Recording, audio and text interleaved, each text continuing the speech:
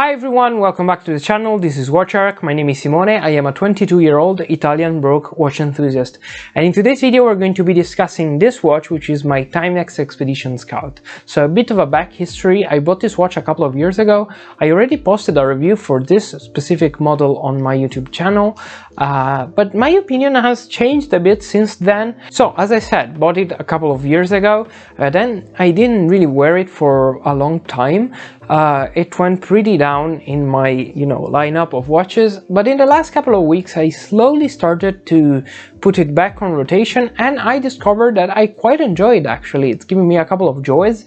I don't think it's a perfect watch by any means, and the things that I said in my full review a couple of months back are still true to this day, but I think that there's more to this watch to discover. So without further ado, let's get right into it.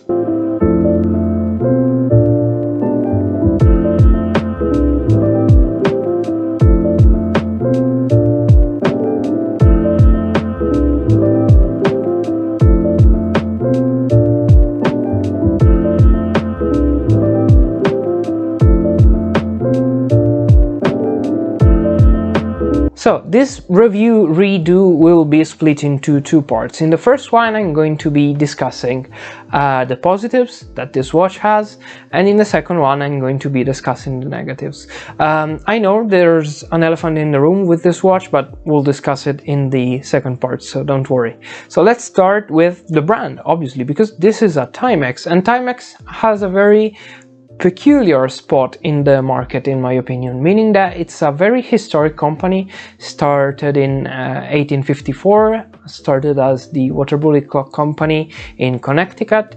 It's one of the most famous watch brands in the world, and it's got a lot of history, much more than basically any other brand in this sort of price range, under 100 euros. I don't think that there's much more to, there's not a lot of brand that can compete with Timex in this sort of arena of history. Go look up at the history of Timex if you haven't already, because it's very fascinating, very interesting. But safe to say that this is a great plus for this watch. Like, you don't find any other, I think it's very hard to find any other example of this sort of watch at this sort of price point with this much history. The second positive, which I think is very important, is that it looks very cool. Now it's on this gray NATO strap, which is not its original strap. The original one is a leather strap, which is very well made for the price point. I think it's not at all a bad leather strap, but I think it looks very cool. Of course, it's not a very out there design, it's a pretty safe design. It's a very classic field watch, very militaresque, with all the numerals all around the dial. So it's difficult to botch a design like that, but I think they've done it well, and considering the price, they could have cheapened on a lot of aspects that they didn't cheap on. This dial, I think it's very well printed. The printing, it's very precise. The color of the dial, it's beautiful. It's these cream.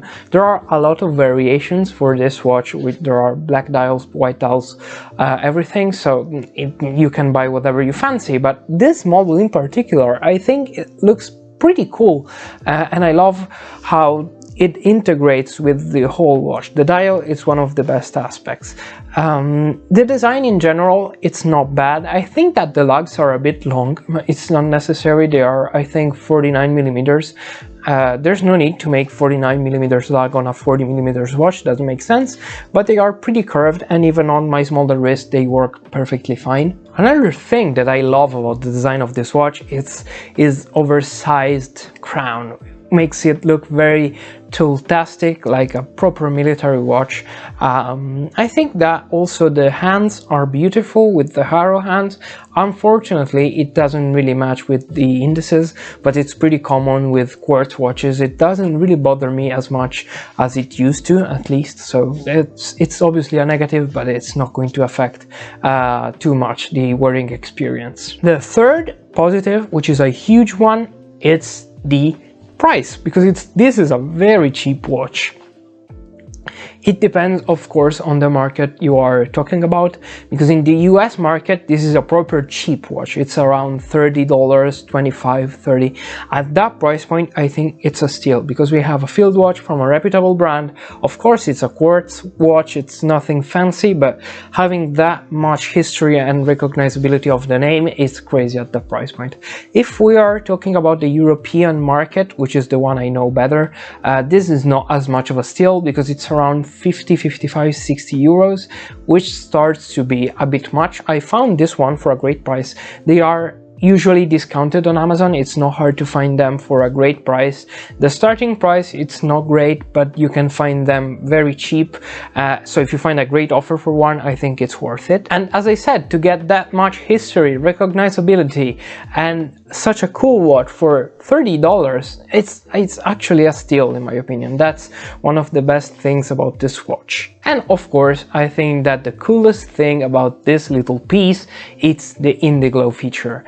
Like, if you are not familiar with it, it's a proprietary technology of Timex. Again, very cool to have it at this price point, that makes the whole dial light up when you press the crown, which ends up being very useful. This is a very useful tool to have with you if you are out and about, if it's dark. It's very cool just to press the crown, not having to worry about the lume, because the lume on the hands is abysmal. You might as well not have put it on, but with the Indiglo it's solved, and it's very cool. I can't speak to the long-term sustainability of such a feature, meaning that mine, I think, has already turned down a bit in a couple of years. Soon I think the battery will run out eventually, so I'm going to have to change it, and I think that does not damage the Indiglo, but I've seen people complain that the Indiglo feature on their Timex watch eventually stops working. I hope that's not the case, but this is such a cheap watch that if you don't care, you're going to just replace it and keep on having that feature for forever. But we sadly also have to talk about negatives, and here we have a fair share of them. The first one, let's talk about the elephant in the room, it's the noise. This is a very noisy watch, which is not a good thing in my opinion. It's terrible if you sleep with your watches on. I don't, so that's not a big issue for me, but you can't sleep with this one on unless you like the constant ticking, but it's very loud. It's not like one of those subtle quartz ticking. This is very, very noisy, and it's not a fun thing to listen to all night long. That's sad, because this could have been the perfect night watch, because with Indiglo this could have solved every problem, but sadly that's not the case. So if you want to buy one, I encourage you to put it away when you go to sleep and not worry about it, but still very noisy. The second issue, it's pretty linked to the first one, because it's the movement. We have an unknown quartz movement made in the Philippines. We know nothing about it. All we know is that it's very noisy and it has a date complication, which is pretty useful, and it's color matched to the dial, which is great. But as I said, it's not great that you don't even know the name of the quartz. It's just a quartz movement. It's fine for the price. I mean, I'm not going to expect anything fancier, but it's just a bit sad that Timex doesn't really disclose where they make their movements, how they are made, and everything. So they could have been more open. It's very hard to find information on this movement for some reason. I don't know why, but that's the case. And the third issue is related a lot with the price of this watch, I think, because this is a watch made out of brass. The back is stainless steel, but everything else is brass. Brass is not a great material, I think, to make watches. It's very cheap, so that's great, but it's not very premium feeling.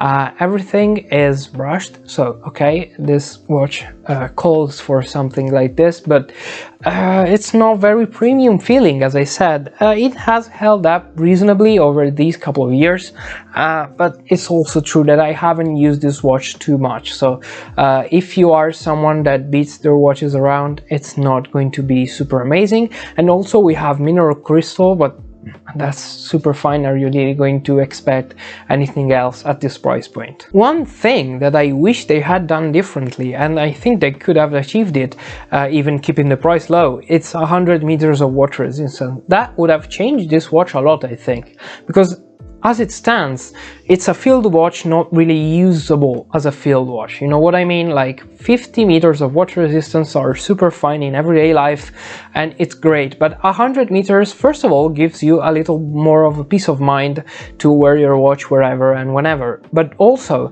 it fits more the field watch aesthetic, in my opinion. I think that would have made this watch so much better to have 100 meters of water resistance, but that's what we have. We also have just a push-pull crown, which is to be expected, but it would have been great to have more water resistance, I think. So my conclusions for today's video are actually similar to the ones I had last time, but my final conclusion, it's different, meaning that this is a very flawed watch. As I said, there got a lot of problem in the specs department. As I said, it's too noisy, 50 meters of water resistant, the construction is not great, but I think that is not very important, meaning that this is a $30 watch, so it's a perfect piece if you want something just to have fun with. In the last couple of days I've been wearing it a lot and it's very fun to have a watch on, not to think about it too much, but it does the job and it looks cool while doing that.